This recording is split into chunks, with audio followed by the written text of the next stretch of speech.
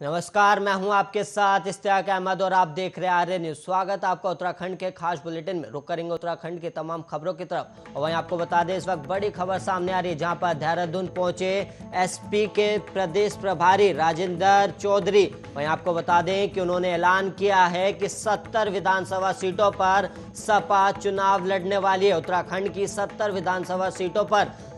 Samajwadi party भी चुनाव लड़ने वाली है और उन्होंने डबल इंजन सरकार पर भी निशाना साधा है। उन्होंने कहा कि डबल इंजन की सरकार उत्तराखंड में नहीं कर पाई विकास। इस वक्त की बड़ी और अहम खबर, जहां पर देहरादून पहुंचे समाजवादी पार्टी के प्रदेश प्रभारी राजेंद्र चौधरी ने 70 विधानसभा सीटों पर चुनाव लड़ने का ऐलान किया है। वहीं आपको बता दें कि उन्होंने विपक्षी पार्टी और आपको बता दें कि सपा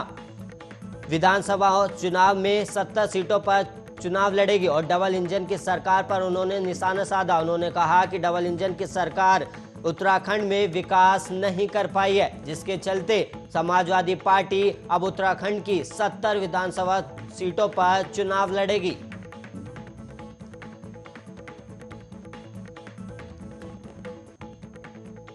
अब वहीं 9 नवंबर की तारीख इतिहास में उत्तराखंड के स्थापना दिवस के तौर पर दर्ज है और पृथक उत्तराखंड की मांग को लेकर कई वर्षों तक चले आंदोलन के बाद आखिरकार 9 नवंबर 2000 को उत्तराखंड को 27वें राज्य के रूप में भारत गणराज्य में शामिल किया गया था और साल 2000 से 2006 तक इसे उत्तरांचल के नाम से पुकारा जाता था। लेकिन जनवरी 2007 में स्थानीय लोगों की भावनाओं का सम्मान करते हुए इसका आधिकारिक नाम बदलकर उत्तराखंड कर दिया गया और उत्तर प्रदेश का हिस्सा रहे उत्तराखंड की सीमाएं उत्तर में तिब्बत और पूर्व में नेपाल से लगी हुई हैं और वहीं पश्चिम में हिमाचल प्रदेश और दक्षिण में उत्तर प्रदेश इसकी सीमा से लगे राज्य हैं और हिंदी और संस्कृत में उत्तराखंड का अर्थ उत्तरी क्षेत्र या भाग होता है और उत्तराखंड को देवभूमि के नाम से भी जाना जाता है, क्योंकि कई प्राचीन धार्मिक स्थलों के साथ ही ये राज्य हिंदू धर्म में सबसे पवित्र मानी जाने वाली देश की